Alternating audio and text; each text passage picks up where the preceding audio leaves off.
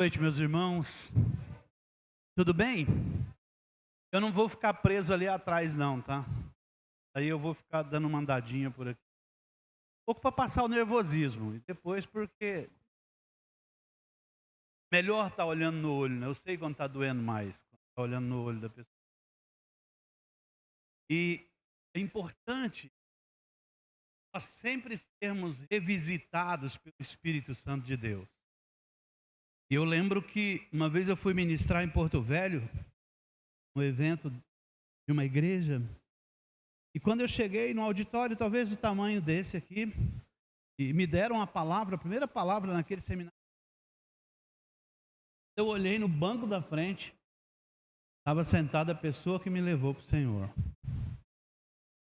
E aí, foi uma comoção muito grande, porque eu comecei a chorar muito, e ele chorar muito, porque a memória que me foi trazida à mente naquela noite pelo Senhor, eu lembro que eu ia numa avenida, na cidade, bêbado, de shorts, de camiseta jogada no ombro, a carteira enfiada na calça, bem bêbado mesmo. Eu vi ele e eu me aproximei dele porque a vida não estava fácil, né? E aí eu falei com ele, eu preciso de ajuda. Bêbado falando isso. E ele ficou meio que protegendo as moças que estavam com ele, né? Porque a minha aparência estava muito esquisita. Ele ficou com medo. Mas esse rapaz foi lá em casa. Eu lembro que no primeiro culto, eu lembro que eu me rendi ao Senhor. Antes do fim da ministração do irmão Ademir, quando surgiu o apelo, eu estava lá na frente. Ele foi o dia do meu novo nascimento, dia 13 de maio de 1995. E eu cheguei aqui nessa noite, e aí eu entrei, quando eu saí nessa porta aqui, o Senhor também me traz à memória algumas coisas, de todas as vezes que eu tive aqui. Não tinha cabelo branco, tinha 30 quilos menos, né? Não era casado. Isso tudo foi me trazendo à memória ali, né? Meu filho tem 24 anos hoje. A última vez que eu estive aqui, eu estava noivo da minha esposa hoje. E vim fazer um evangelismo de rua junto com Roberto Casas. E o Senhor me trouxe essa memória, o Adonias com a voz inconfundível dele no louvor, né? Cantando, porque a voz dele, o baixo dele era conhecido de longe, né? E o Senhor sempre nos traz essas memórias. E cada ação que foi praticada pelo Espírito Santo de Deus nas nossas vidas, elas estão registradas de forma que muitas vezes o Senhor nos traz à memória, justamente para nós percebermos de onde nós fomos tirados, que situação nós fomos alcançados pelo Senhor para viver uma nova vida. E hoje eu exerço liderança na igreja em Ariquemes já há muito tempo. Eu faço parte da coordenação dessa igreja local lá. Nós trabalhamos muito. É difícil um dia que não tenha alguém na minha casa. Eu e minha esposa, nós dizemos assim, quando chega alguém lá no portão e ela tem uma lágrima nos olhos, a gente fala assim, poxa, vai começar tudo de novo. Eu sei que essa pessoa vai ficar na minha casa por um longo período. Ali nós vamos conhecê-la, nós vamos ministrar a palavra, ela vai ser salva, nós vamos ministrar o evangelho para essa pessoa. Ela permanece com a gente até ser enviada. Vindo conversando com o Júlio. Júlio é meu parceiro, né? O Júlio também é um dos líderes de célula lá em Ariquemes. Júlio é bem novinho, né? Nessa atividade. Muito tímido também, mas eu vinha conversando com ele justamente sobre multiplicação, né? Das pessoas que estão numa célula que tem lá em casa e que esse ano elas vão embora, né? Porque chegou a hora de trabalhar, dar frutos, né? De ser útil no reino mesmo. Existe um mundo sedento pelo Senhor. Existe um mundo que precisa ser salvo. E está muito difícil as coisas hoje, justamente porque o diabo nesses últimos tempos ele tem trocado as estratégias e se manifestado de forma diferente. No passado era comum nós vermos manifestação demoníaca nos cultos, hoje não tem mais. O diabo usa uma arma chamada ideologias. dissimulação. Nós não sabemos quem é quem. Muitas vezes nós somos confundidos. Mas tem muita gente sofrendo. Tem muita gente enganada. E o papel da igreja é justamente libertar. É salvar as pessoas. Nosso papel é gerar filhos para o Senhor. E por isso eu trouxe uma mensagem que nos vai falar sobre a importância de renovação em relação à nossa visão e ao nosso chamado. Porque se nós não cuidarmos da visão e do chamado, para aquilo que o Senhor nos chamou, nós acabamos nos perdendo no meio das coisas. Vai chegar um tempo que nós estamos só frequentando reunião e deixamos de ser produtivos. É isso? Deixamos de ser produtivos. Um dia a pessoa perguntou assim: você não cansa, não? Foi um desses domingos que chegou gente lá em casa o dia inteiro e a minha sogra, ela está deixando o catolicismo agora, mas ela levou uma xícara de café para mim e disse: você não cansa, não? Porque eles não entendem o que nos move. É isso? Todas as vezes que alguém diz sim para o Senhor e que eu estou fazendo essa oração, uma alegria do céu é compartilhada no meu coração nesse momento. Eu sei que daí para frente eu vou ver a vida daquela pessoa sendo transformada. Os conflitos vão embora. Tinha uma moça lá em casa com uma autoestima extremamente baixíssima, né?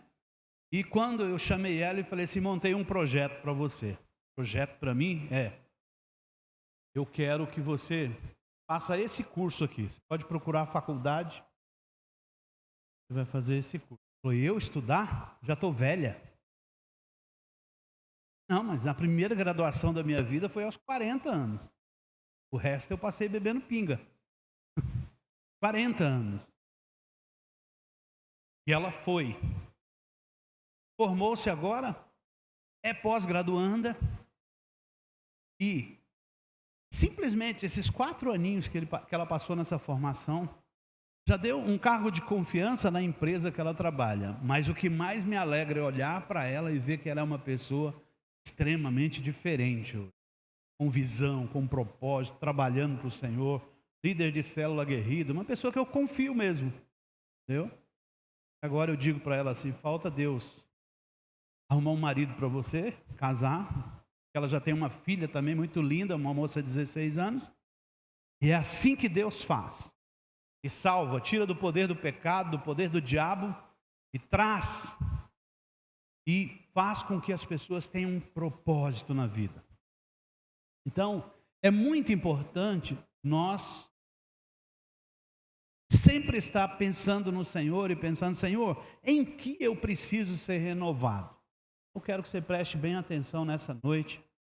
Desse texto da Bíblia, nós vamos ler Isaías capítulo 6, versículos 1 a 8.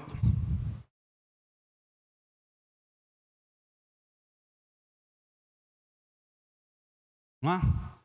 No ano da morte do rei Uzias, eu vi o Senhor assentado sobre um alto e sublime trono, e as abas das suas vestes enchiam o templo. Serafins estavam por cima dele, cada um tinha 6 asas, com 2 cobria o rosto, com 2 cobria os seus pés e com 2 voava. E clamava uns para os outros, dizendo: Santo, Santo, Santo é o Senhor dos exércitos, toda a terra está cheia da sua glória. A base do limiar se moveram à voz do que clamava, e a casa se encheu de fumaça. Então disse eu: ai de mim, estou perdido, porque eu sou um homem de lábios impuros e habito no meio de um povo de impuros lábios, e os meus olhos viram o Senhor, o Rei dos exércitos. Então um dos serafins voou para mim, trazendo na mão uma brasa viva que tirara do altar com uma tenaz. Uma brasa tocou a minha boca e disse: eis que ela tocou os teus lábios, a tua iniquidade foi tirado e perdoado o teu pecado. Depois disso, ouvi a voz do Senhor que dizia: a quem enviarei? Disse eu: eis-me aqui, envia-me a mim. Senhor, nós queremos te agradecer por essa palavra. Nós queremos que o nosso coração nessa noite, ele esteja receptivo, e todas as nossas percepções, sensorial, espiritual, elas estejam atentas à sua voz nessa noite, para que nós possamos entender o que o Senhor quer nos falar nessa noite. Por isso, Senhor, seja livre nessa noite, livre para nos ensinar, para nos falar. Nós queremos nesse momento também neutralizar todos os inimigos de Jesus nesse lugar, todos aqueles que se opõem à ministração da palavra de Deus, seja na forma de cansaço, de dor, de angústia, solidão, medo. Pai, nós ministramos, Senhor, libertação nessa hora. Que o Senhor possa tocar os enfermos nesse lugar. Que as mãos do Senhor sejam livres nessa noite a fazer milagres nesse lugar. Mas que o Senhor possa nos convencer de que a sua presença é o melhor lugar. Em nome de Jesus. Amém. Então, irmãos, Isaías foi um profeta e o ministério dele está distribuído entre 4 grandes governos: Uzias, Jotão, Acás e Ezequias, não é isso? No ano dessa revelação de Isaías, foi no ano da morte do rei Urias. Como ele era um profeta que fazia parte da família da aristocracia, né? Toda a liderança daquele momento era parente dele. Então Isaías foi um cara escolhido para falar a essa classe sacerdotal e política. Isaías já era profeta, casado com uma profetisa. A Bíblia diz que a mulher de Isaías também era profetisa. E ele diz que no ano da morte do rei Uzias, os olhos deles viram o quê? O Senhor.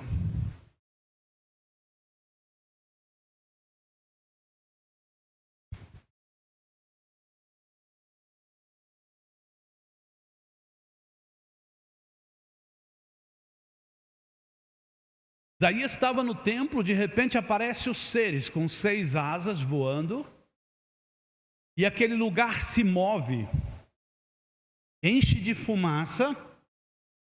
Isaías entra em pânico. O texto parece que só um aizinho, mas aqui é um ai de desespero. Ele diz: estou perdido, porque a regra é, um pecador que contemplasse o Senhor seria o quê? Morto. Ninguém jamais viu o Senhor. Se contemplasse o pecado de alguém, essa pessoa seria exterminada, seria fulminada.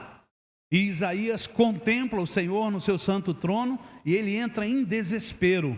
Ele disse: eu estou perdido, eu vou morrer. Chegou o dia da minha morte. Por quê? Porque Isaías nesse momento diz: porque sou um homem de impuros lábios e habito no meio de lábios impuros. Então a Bíblia diz que a boca fala daquilo que o coração está cheio. Então Isaías diz nesse termo para nós, nesse momento do texto, que ele já tinha se corrompido com aquilo que o povo daquela época estava fazendo. Porque é muito normal nós muitas vezes acabarmos seguindo a moda, o mundo, as diretrizes, as filosofias e as ideologias. Quando nós vemos matérias como essa, STF tomará a decisão se vai deferir licença maternidade para 2 homens na união homossexual. Para nós parece que isso é uma coisa, mas nós vamos convivendo com isso, e a mídia vai dizendo isso, e nós acabamos achando normal daí. Parece normal. E essas coisas podem interferir na nossa vida, porque quando nós acabamos percebendo, nós já estamos sendo um pouco do mesmo, compartilhando das mesmas coisas. Ou seja, na política, às vezes está dentro da nossa família, às vezes está nos nossos filhos.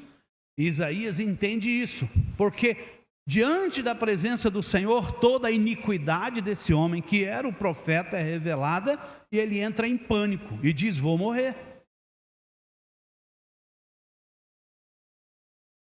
vou morrer, porque pecador diante da glória de Deus morre. Então eu vou morrer. Mas esse ser espiritual que estava diante do Senhor e dizia: Santo, Santo, Santo é o Senhor Deus Todo-Poderoso, voou até o altar e com uma tenaz pega uma brasa viva do altar e vai até Isaías e diz: olha, estou purificando os teus lábios, estou perdoando o teu pecado, você não vai morrer. E logo em seguida, chamado vem: a quem enviarei? E prontamente ele diz: eis-me aqui e envia-me a mim. O fim de Isaías é quando ele é colocado entre duas pranchas e cerrado ao meio, pelo dia que ele recebeu esse chamado do Senhor, tornando-se inimigo de todos aqueles governantes por causa das atrocidades que eram praticadas na nação de Israel naquela época. Então, queridos, a necessidade de renovação é para nós, porque sem sermos renovados, nós não vamos fazer a obra de Deus legitimamente. Eu tenho que ter combustível dentro de mim a queimar, de forma que eu possa fazer tudo para o Senhor. Que a minha vida, a minha casa, o meu carro, o meu dinheiro possa glorificar o Senhor. Mas para que isso aconteça, a minha vontade precisa estar voltada para o Senhor. Eu preciso ser integralmente do Senhor. E aqui há uma entrega total de um homem, capaz de dar a sua vida, de morrer pela causa. E a Bíblia está repleta de homens. Eu acredito que aqui também tenha pessoas assim, que já se renderam ao Senhor, que não têm as suas vidas mais preciosas para si mesmo, mas entenderam a necessidade dessa cidade. Mas se nós não vermos, se o Senhor não abrir os nossos olhos, se Ele não nos mostrar a nossa iniquidade, nós muitas vezes seremos cristãos meia boca, covardes, frouxos, precisando de ajuste. Então é fato que eu e você, nós precisamos ser renovados constantemente. E é por isso que o Senhor nos traz memórias de como nós estamos vivendo a nossa vida, para que nós sejamos renovados.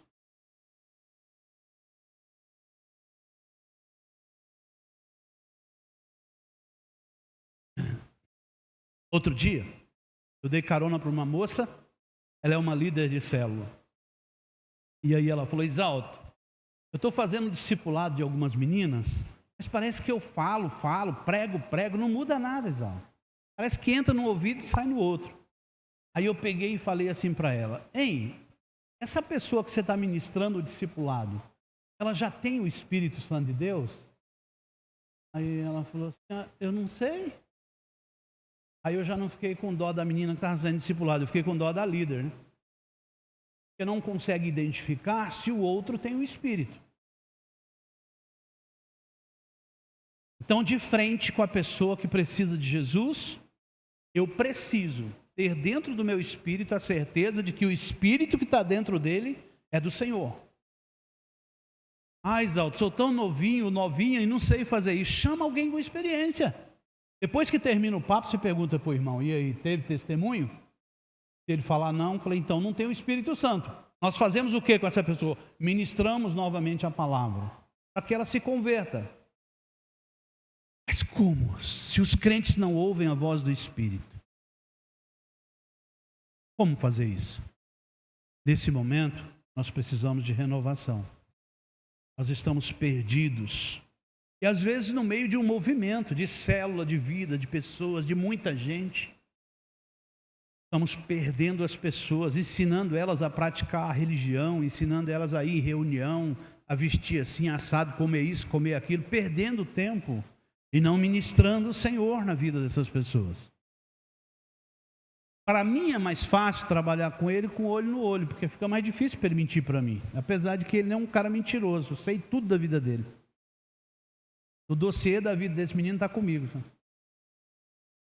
É assim que nós precisamos trabalhar. E ele vai fazer o mesmo com os deles.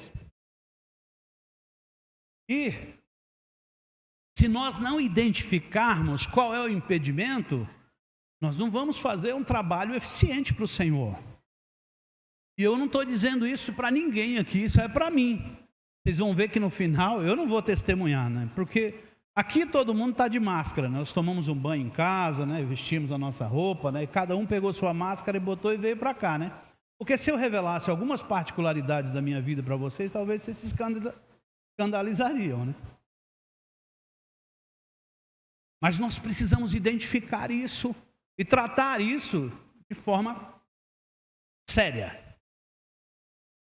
E a pergunta que nós fazemos nessa noite é: você está feliz com o nível de espiritualidade, com a vida que você tem tido diante do Senhor? Está feliz? Ou se tivesse mais um pouquinho de intensidade seria melhor?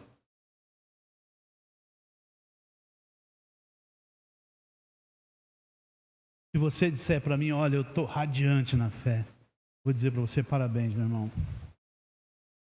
E parece que cada dia que passa eu preciso mais de ser renovado na minha fé. E quando o Senhor me traz a este lugar, me traz as bases. Eu estava sendo discipulado, estava sendo cuidado. Eu ministrei aqui, porque vim à frente de um grupo de jovens, né? Bem novinho na fé, mas com uma gana de trabalhar para o Senhor. Esses dias nós fomos convidados para ministrar uma igreja no Acre, foi eu e mais 3, né? E 2 deles eram bem novinhos, né? Que foram discipulados praticamente por mim, né? E aí chegou lá, eles ministraram e veio uma unção de Deus sobre o lugar, assim, eles ficaram bobos diante daquilo, né? No carro de volta eles falaram assim para mim: tio, eles me chamam de tio do céu. Eu achei que isso, os pregadores iam lá em Ariquemes, essas coisas aconteciam, eu achei que não tinha isso na gente não, tio. Aqueles meninos tão novinhos, são pais já, né? Mas foi maravilhoso ver aqueles meninos crescendo no Senhor, com poder na palavra, os caras bons de palavra, bons teólogos, mas homens compromissados com Deus, com a família, os 2 são casados, têm filhos, sabe? E eu me sinto realizado, o velho da cabeça branca, no meio daqueles meninos novos, cheios do poder da unção de Deus, pessoas que eu vi crescer, né? Hoje o irmão Irani fala: ó, tem um serviço para você. Eu falo: já estou aqui, estou indo, já. Pode falar onde é que eu estou indo. Porque cresci também aos pés dele. Ele nunca foi o meu líder diretamente. Aí de longe, os comandos dele para a minha vida são...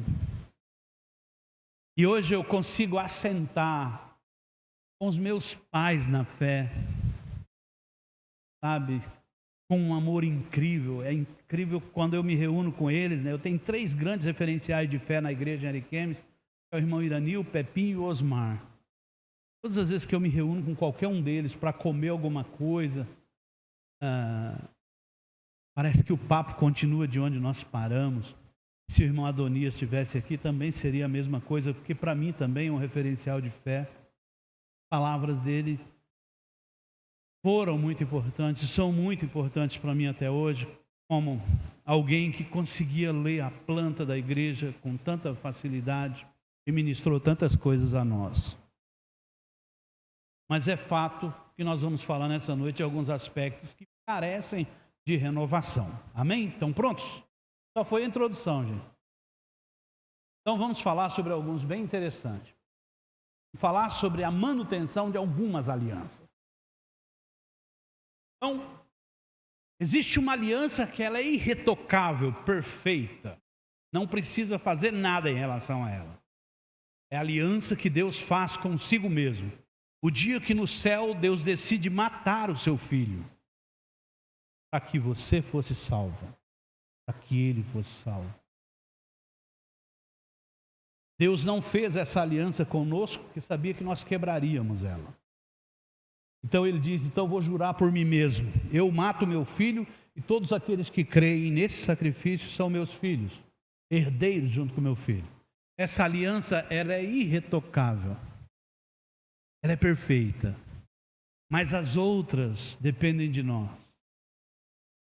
E quando nós olhamos para as Escrituras, todos os grandes homens de Deus que tinham aliança com Deus, normalmente quando eles firmavam aliança com Deus, eles levantavam um altar simbólico da aliança com Deus. E a nossa vida ela é construída a partir desses altares que nós levantamos com o Senhor.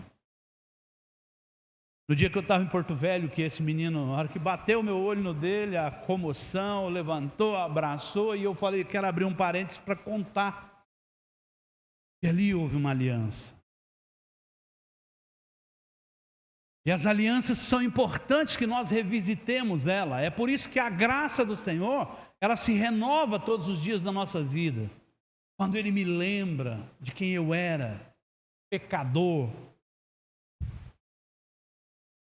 e Ele me tirou do poder do pecado.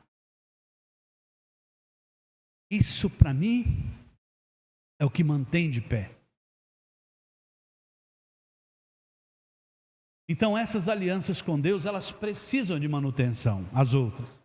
Então o primeiro dela, isso faz parte de uma disciplina que nós temos no curso de formação da igreja, é chamado de quarto de escuta. O que é isso, irmão? É aquele lugar que você vai todos os dias e lá você tem um encontro com o Senhor. É isso? Lembra disso? Essa é uma disciplina muito antiga. Mas os crentes que prevalecem são os crentes que conhecem esse lugar. O lugar onde se ouve a Deus, onde se fala com Deus.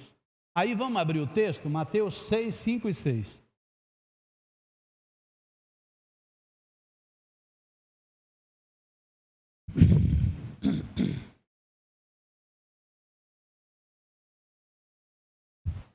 E quando orares,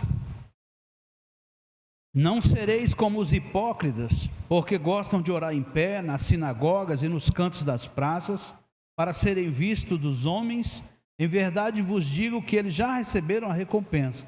Tu, porém, eu, quando orares, entra no teu quarto e fecha a porta. Orarás a teu pai que está em secreto, e teu pai que está em secreto te recompensará. Então, onde está o pai? No secreto. Ele está te esperando. Eu não sei qual é o lugar que você escolheu para ter esse momento com ele. Tem gente que quando tem casa pequena pode ser um banheiro. O Cirilo diz que o quarto de escuta dele era um corredor que tinha. Ali ele andava para lá e para cá falando em línguas. Anos e anos da vida dele. Pode ser lá no quarto onde você dorme. Mas é um lugar, não é o lugar para você e sua esposa orar. Isso é outra coisa. É o lugar onde você sabe que o Pai está te esperando. E você vai lá porque sabe que Ele está lá. Então onde o Pai está? No culto da igreja local? Não, Ele está onde? No secreto. Então o culto não é aqui. O culto é onde? No secreto. Aqui é só uma reunião de comunhão, né? O verdadeiro culto é no secreto. O irmão Felipe, lá no Acre, ele pregou uma mensagem parecida com essa. E ele diz que no quarto do secreto dele, no quarto de escuta dele, ele leva a Bíblia, uma lanterninha, leva um caderno de anotação e diz ele que como tem muito pernilongo lá, leva uma raquete elétrica para matar os pernilongos. Porque diz ele que às vezes Deus demora a responder, Ele não sabe quanto tempo vai ficar lá. Mas o intuito do secreto é ouvir a Deus. No quarto de escuta, nós vamos para ouvir a Deus, não é isso? Porque se nós entendermos o texto, se não tiver o secreto, isso aqui é só encenação. Deus está reprovando os fariseus porque eles só faziam no público. No secreto eles não tinham vida com Deus. E nós corremos esse risco de termos práticas religiosas que são visíveis aos homens, mas no secreto nós não temos intimidade com Deus. Porque lá no secreto é diferente, Ele te conhece, você não pode mentir para Ele. Você pode chegar lá com embromeixo. Ó, Pai querido, eu te amo. Ele vai falar, vamos perdoar fulano? Aí você fala, não, vamos conversar sobre isso. Não. Ele fala, se eu não conversar sobre isso com você, não vai ter conversa hoje. É assim que ele faz, não é isso? Lá você não engana ninguém. Isso é culto. A palavra culto vem de cultivo, né? Você planta uma plantinha em casa, você precisa cultivar ela. Todo dia você bota um nutrientezinho, coloca água, né? Cultivo, todo dia você cuida. Então a vida com Deus não é no sábado, a vida com Deus não é no domingo, a vida com Deus é todo dia. E onde? Onde o Pai está? No secreto. Então talvez, irmãos, esse altar, essa aliança com o Senhor, ela precisa ser renovada. Ela precisa ser revisitada. Esse lugar precisa de você. Ou você precisa desse lugar. Porque o Pai não está em outro lugar, Ele está no secreto. E se você não vai no secreto, você não tem o Pai. Eu não sei como está a sua. Porque nós vamos perdendo, sabe? O que era 1 hora passa a ser 50 minutos, depois o que era 30 minutos passa a ser só 20, mas o que era 15 passa a ser só 10, e a boca acaba. Começa hoje, não vai, amanhã não vai. Essas alianças precisam de manutenção. Esses altares precisam que nós cheguemos lá todos os dias para tirar a cinza, né? Dar uma varrida, para que o fogo seja vivo, para que a relação seja boa com o Senhor. Então, quem não tem essa experiência de ter o Pai no secreto, precisa ter essa experiência, senão a sua vida espiritual não tem sentido. E os irmãos que perderam precisam dar manutenção nessa aliança, revisitar esse lugar, o lugar onde o Pai está. Diz, Alto, mas ele não está aqui? Está, mas ele quer falar coisas mais profundas. E ele só fala no secreto as coisas profundas. Aqui tem muita distração, está olhando para um e para o outro, né? Se você caísse no chão e começasse a gritar, ai de mim aqui, todo mundo ia falar, está endemoniado ou está doido. Mas foi assim que Isaías ficou no templo. Ai de mim, eu vou morrer. Entrou em desespero, o profeta entrou em desespero. O profeta que todos os dias estava no templo entrou em desespero. Nós estávamos no Acre e depois da ministração à noite, nós chegamos no estacionamento do hotel e um pastor liga para nós e diz assim, olha, eu já fui em Ariquemes e eu senti isso, e quando eu vi vocês ministrarem essa noite, eu senti a mesma coisa. Eu sei que está em vocês, Deus deu essa unção para vocês, queria ir aí para vocês orar por mim, mas já está muito tarde. Falei, vamos fazer pelo telefone mesmo. E aí, acho que o pessoal do hotel nem entendeu, porque nós ficamos tanto tempo dentro daquela caminhonete fechada, né? E o telefone começou comigo, passou para o Felipe, depois passou para o Denilson, depois passou para o Gustavo de Ré, e ele na outra linha. E ali foi um mover de Deus naquele lugar, sobre a vida daquele homem. Um homem que já experimentou da presença de Deus, e as coisas durante a vida dele perderam o sentido. É um pastor renomado, mas que perdeu essas particularidades da aliança do secreto. Bacana? Primeira, né, que eu vou falar nessa. Vou falar só algumas, tá? Porque a segunda, santidade ao Senhor. Isso aqui pega os jovens, né? É isso? Aqueles que nunca casaram. Se você sabe que o Senhor só tem uma pessoa nessa terra para você, por que você vai pegar 5? Só uma vai ser sua. Aí alguém pode falar, lá vem um chato falar sobre esse assunto de novo. Eu brinco com os meus alunos em sala de aula, porque eu sou professor de desenvolvimento socioemocional. E um dia nós estávamos falando, ele falou, professor, isso é na época do Senhor, esse negócio de pureza, de santidade aí. Eu falei, então tá. Então santidade não é importante, pureza não é importante, não.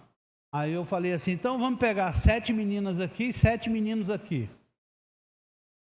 Vamos fazer um casamento coletivo nessa sala de aula. Todo mundo empolgado, vestido na sua roupa, a melhor roupa, né? Um terninho bonitinho. As meninas passaram o dia inteiro se preparando para aquele grande momento. E antes um pouquinho da bênção final, surge uma fofoca de que um daqueles meninos pegou todas as noivas. Vai ter casamento? Eu não sei se é a minha, e daí?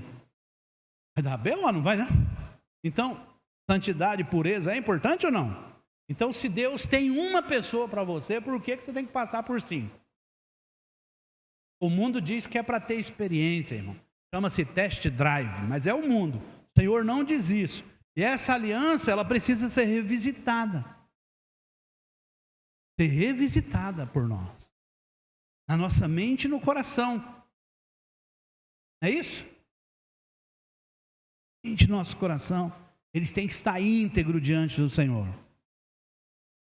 Porque homens casados também têm pensamentos impuros. Então essa aliança de santidade ao Senhor, esse altar, ele precisa ser revisitado constantemente nas nossas vidas. Casados e solteiros. Então quando você faz uma aliança com o Senhor, você precisa revisitar todos os dias esse altar e dizer: Senhor, guarda a minha integridade diante do Senhor. Para que eu possa vencer esse mundo. Para que eu possa vencer as ofertas desse mundo. Nós precisamos restaurar essas alianças. A outra aliança importantíssima também é casamento, não é isso? Então você está tranquilo vivendo a sua vida, de repente você conhece alguém que mexe com o teu coração. E aí você quer fazer uma aliança com essa pessoa. Vamos construir mais um altar agora, o altar do casamento. Esse altar precisa de manutenção, irmãos? Esse é o que mais precisa. Porque se você não visitar esse altar todo dia, tu está morto. E por não revisitar, não olhar para essas alianças com cuidado, é que divórcio tornou-se natural na igreja.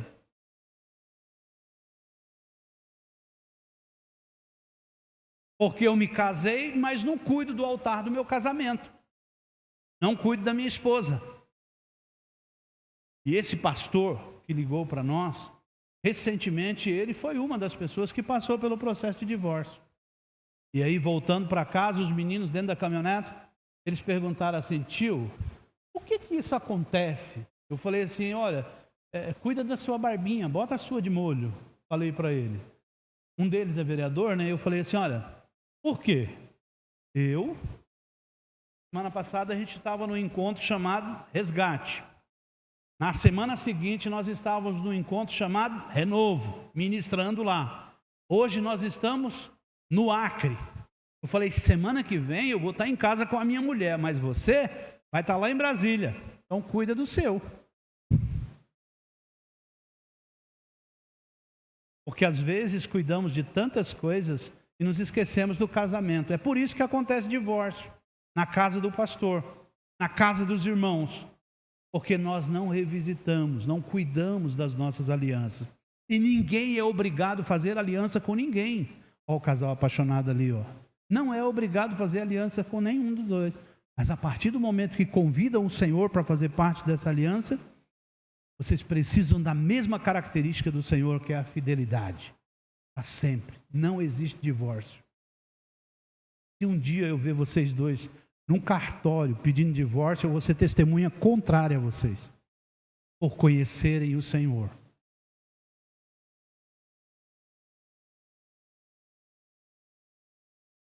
Então essas alianças, elas precisam de manutenção. Todos os dias você vai olhar para essa pessoa e dizer: foi ela que eu escolhi. E nesse dia tão lindo, né? Mas ninguém sabe que é uma cruz. De entrega todos os dias. Casamento, você se entrega todos os dias. É isso ou não? O meu líder de célula, no dia do meu casamento, ele chegou lá em casa. Ei, vim trazer seu presente. Falei: não estou vendo nada aí de mão vazia. Trouxe um cheque para mim aí? Aí ele falou assim: não, trouxe uma cruz. E eu trouxe uma só. Para que quando você estiver nela, a Maria esteja embaixo. E quando a Maria subir na cruz, você fique embaixo. E a aliança que sustenta casamento chama-se cruz. O meu eu tem que ser sacrificado pela aliança. Porque você não é mais um só. Você não é mais dois, né? É um só. Então eu vou dizer não para mim. Ela vai dizer não para ela. Em nome de quem?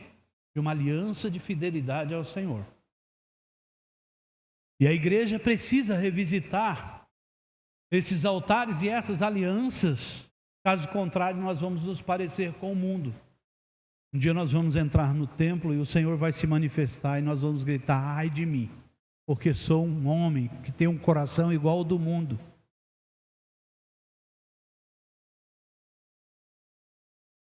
Precisamos disso. O Senhor, nesses últimos dias, Ele quer chamar-nos ao secreto para falar esses segredos e a necessidade de manutenção. Ele fez isso com Isaías, Ele fez isso com tantos homens importantes da Bíblia. Chamá-los para uma renovação. Chamá-los para visitar o altar. Lembra o dia? Lembro, Senhor. Fazer igual o outro, né? Perguntou para ele: como é que é teu casamento? O casamento é ótimo, né? Ele falou assim: já pensou em divórcio? Ele falou: divórcio não, mas assassinato não é brincadeira. Mas não existe casamento sem cruz. A pessoa que é convidada como parte da aliança, ele deu a sua vida. Então, existem algumas implicações nisso. Se você perguntar para mim, casamento é bom, Isaldo? Eu falei: maravilhoso. Muito bom. Não nasci para viver sozinho. Definitivamente. Acho que essa é a última. Idolatria. A igreja também passou muito tempo cuidando de postes ídolos, principalmente na casa dos outros. Nós gostávamos de falar dos católicos, né? Gostávamos ou não? É só eu. Certa vez, uns meninos que estavam lá na minha célula foram na casa de um rapaz e chegou lá e disse que viu a santinha do menino em cima da geladeira. E eles falaram para o cara: rapaz, isso é pecado, mano. Tem que jogar isso fora. E aí meio que forçaram o rapaz e pegaram a santinha do cara e jogaram no terreiro e meteram o pau na santinha do homem. E aí voltaram e o cara trabalhava comigo. E eu comecei a notar uma tristeza profunda no coração desse rapaz, a ponto de às vezes pegar ele chorando. E aí eu chamei ele no particular e disse: como que está, Irineu? Tudo bem? Ele falou assim: tá. Por que você está chorando? Aí ele emotivamente, uma lágrima travada dentro dele, ele disse assim: rapaz, os caras foram lá em casa e a santinha estava em cima da geladeira. Pegaram ela de cara no chão. Quebrou tudo. Aí eu chamei os meninos e falei assim: vocês são bem babaca mesmo, né? Destruíram o ídolo e não destruíram a idolatria. Que serviço mal feito. Chamei o rapaz, sentei com ele, abri a palavra de Deus, orei com ele. Depois que eu ministrei a palavra, quer pedir perdão ao Senhor por essa prática? Sim, pediu perdão ao Senhor, nós oramos. Acabou. O Senhor precisa nos convencer de que o ídolo não tem nada a ver com a idolatria. O ídolo só existe porque a idolatria está no nosso coração. Senão não tem sentido. Hoje eles vêm numas imagens bonitas do Instagram, umas mulheres bem avantajadas, né? E aí se tiver no seu coração, aquilo vai ser importante para você, se torna um ídolo. Mas eu quero falar mais profundamente de um ídolo nessa noite aqui. Vocês sabem por que colocaram essa câmera frontal no seu celular? Sabe? Não? Por causa de você.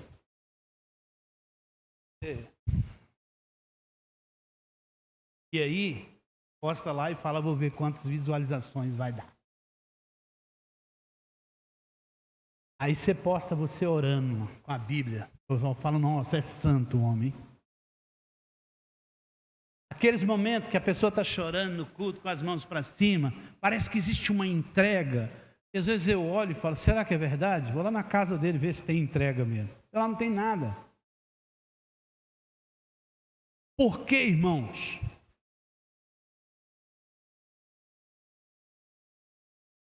Porque tudo nós pensamos que é por causa da gente. Vai no louvor, chega lá e fala assim, aquele irmão lá do louvor errou 3 notas no hino.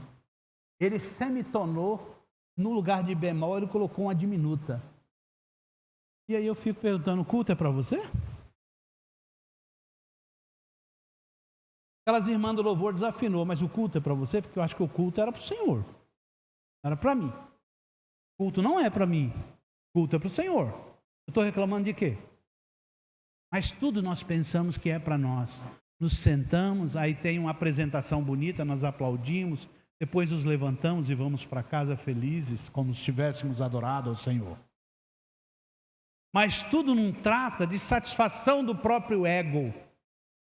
E às vezes não tem. No quarto de escuta, um tempo a sós com o Senhor. E lá na planície de Sinear, na Babilônia, uma multidão de pessoas foi colocada na frente de uma grande estátua de ouro, quase 30 metros de altura.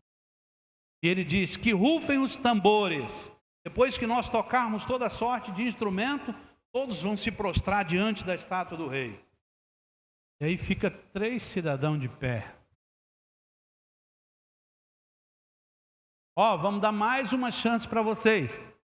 Vamos tocar os tambores de novo. Os caras ficaram de pé. O que aconteceu com eles? Foram queimados. Foram jogados dentro do fogo. O Senhor é que não permitiu que eles fossem queimados. Mas o diabo está chamando a gente para ir lá fora hoje. E lá tem uma imagem com mais de 30 metros. Eu duvido você não se prostrar diante dessa. E a hora que você chegar diante da imagem, que você olhar para a cara dela, você, olha ele aí. E aí? Você vai se prostrar ou não vai? Quem vai ter coragem de quebrar esse ídolo? Quem vai ter coragem de se render ao Senhor? Deixar as vaidades dessa vida?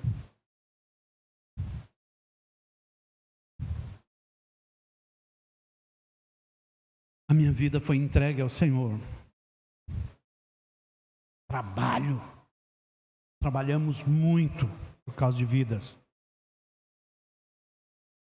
Porque Ele é o centro da minha vida. Esses ídolos precisam ser destruídos de dentro da igreja. E essa idolatria está em mim, está em você. Constantemente existe dentro de nós pensamentos egoísticos. Que olha para o perdido e não tem mais compaixão dele.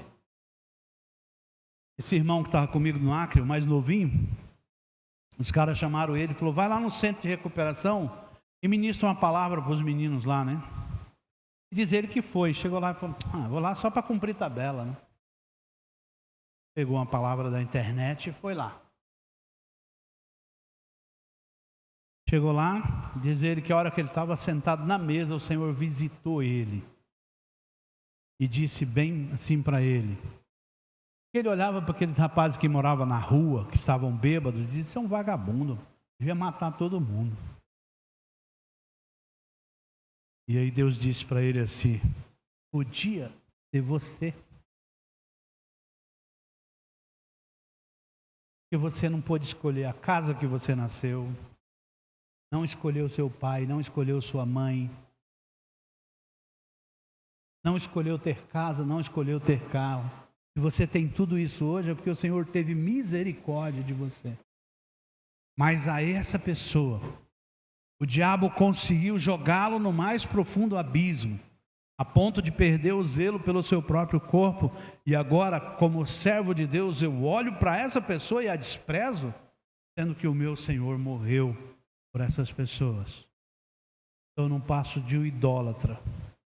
E o problema dessa idolatria é que o ídolo sou eu. Eu vivo para me servir.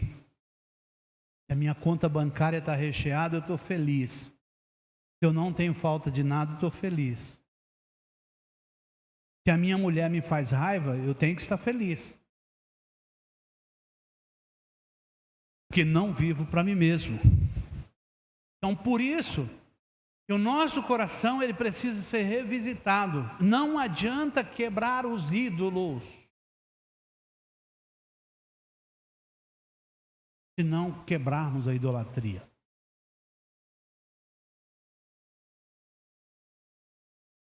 E isso, nós podemos fazer a reflexão. Olha do ano passado para cá, quantas vidas você ganhou para o Senhor?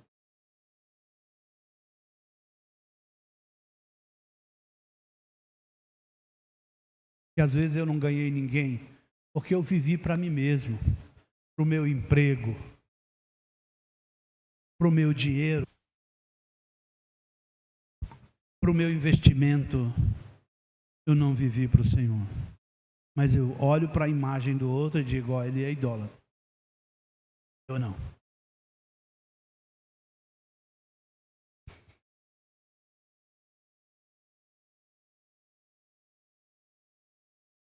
Aquelas coisas que eu falei é chamado de narcisismo gospel, né?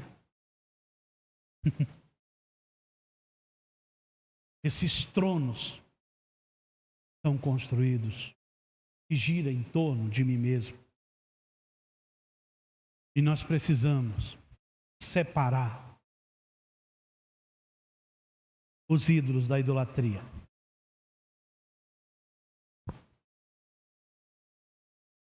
Hoje está tão comum. Muitas vezes, esses dias foi uma mulher lá em casa, eu acompanho esse casal há muito tempo, e agora eles se separaram. Eu trabalhei muito tempo com eles e não tive êxito. Aí ele pegou uma novinha e ela pegou um novinho. Eu fui ministrar num lugar outro dia e cheguei lá, o novinho dela está lá. E a hora que eu bati o olho nele, ele me conhece e eu conheço ele. E aí ficou aquela coisa constrangedora. Eu fiquei tão triste aquele dia, sabe?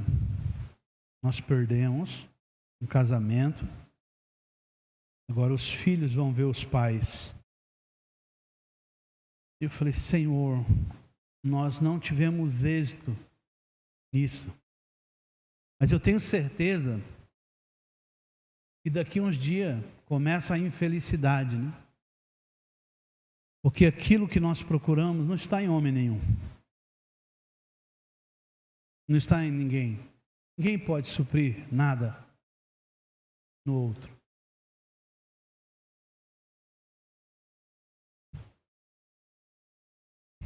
Você só vai encontrar suprimento nessa mulher se o Senhor estiver com ela. Porque o que você busca nela está no Senhor.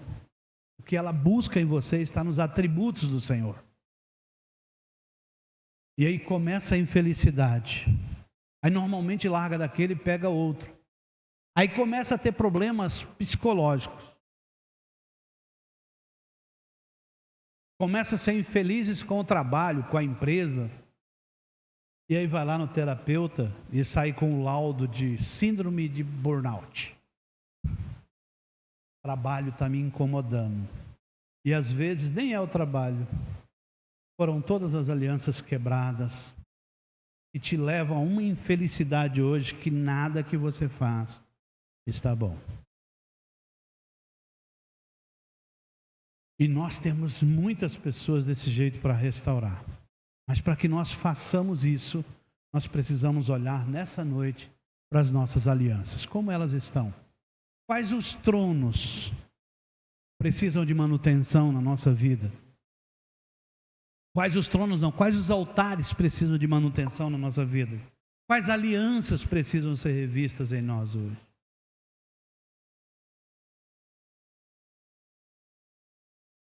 E eu quero convidar vocês, uma das que me pegou, que me fez ministrar a palavra hoje, foi justamente o quarto de escuta no tempo de qualidade da minha vida com o Senhor. Eu estou falando isso para vocês, mas pegou foi eu primeiro. Mas eu já comecei a restaurar isso. Porque não existe vida com Deus sem o quarto do secreto.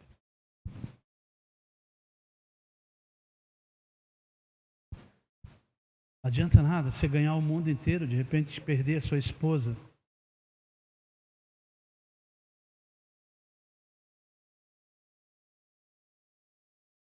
E o Senhor nos promete nele vida abundante.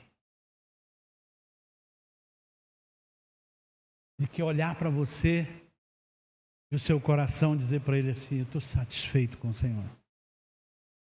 E Deus olhar para você e dizer assim: eu tenho prazer nesse homem. Aí é gostoso, quarto de escuta. Mas o bom de Deus é que Ele sempre nos constrange no amor, né? Quando eu chego lá com as questões bem toscas, Ele vem e me ama. E eu nem começo a pensar mais na minha infidelidade como problema, mas eu penso assim: quanto eu perdi, né, fazendo uma coisa besta. Geralmente o Senhor nos leva a pensar quanto tempo nós perdemos. Talvez você esteja fazendo essa conta nessa noite. Quanto tempo você está perdendo? E podia estar gastando esse tempo restaurando o seu altar e o seu chamado.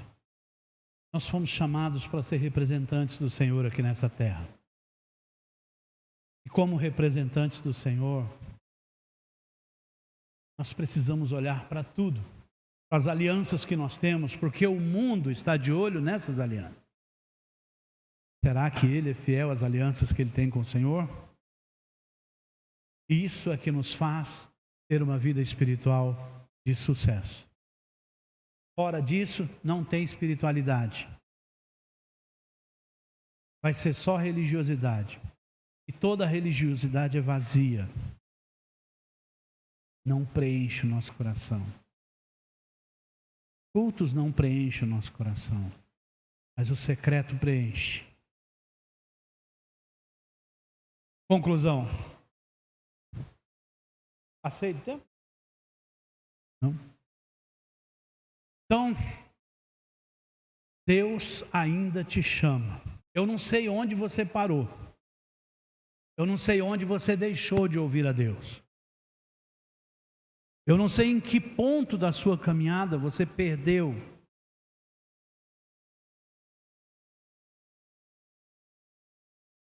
Eu tenho convicção que assim como essa palavra falou comigo, eu garanto que vocês ouviram alguma coisa de Deus nessa noite. Eu não sei o que vocês têm para reparar. Eu não sei.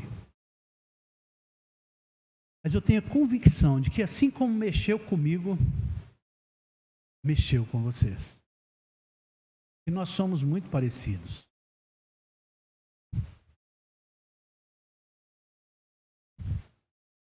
Então, 2 conselhos eu quero deixar nessa noite.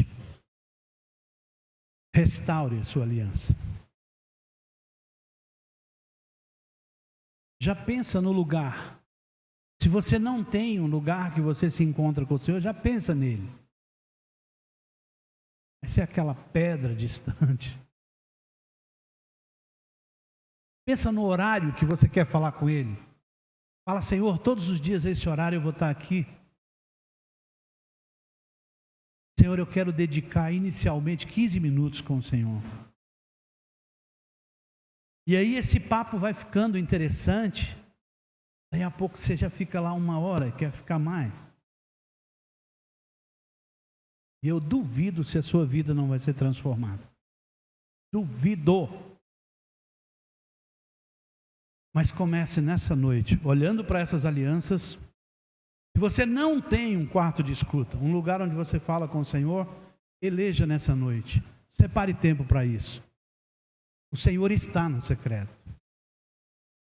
E comece a manutenção nos altares da sua vida. Olhe para todas as alianças, para todos os altares que você levantou. Olhe para o seu casamento, para a sua esposa nessa noite. Alguma coisa precisa ser feita? Talvez até uma viagem. Aquele jantar mais caro aquele restaurante fino, só você e ela. Talvez coisas básicas do altar do casamento que precisa ser, revisitado. Não é isso, irmãos? Os altares do casamento tem esses negócios, né? Aquele dia que você sai só com ela.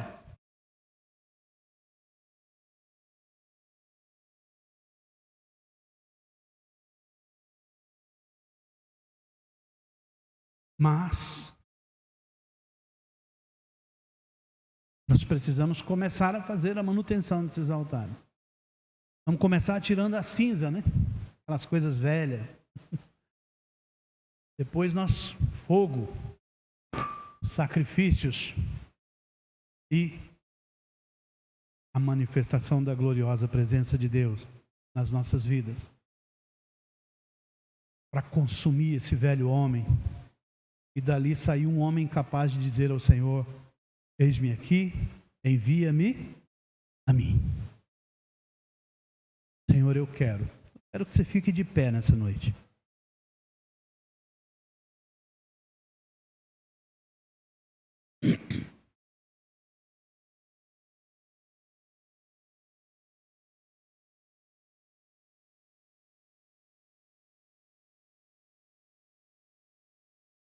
Eu não sei qual altar que precisa de renovação na sua vida, qual aliança que precisa ser revisitada.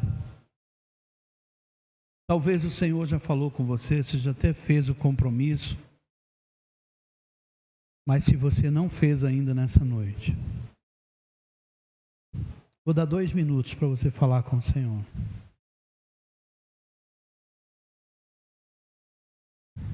Diz para Ele que você reconhece a necessidade.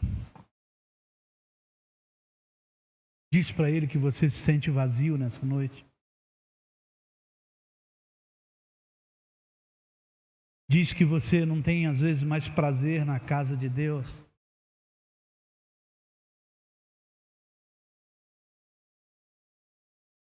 Diz para Ele que às vezes você vem porque você tem um cargo aqui.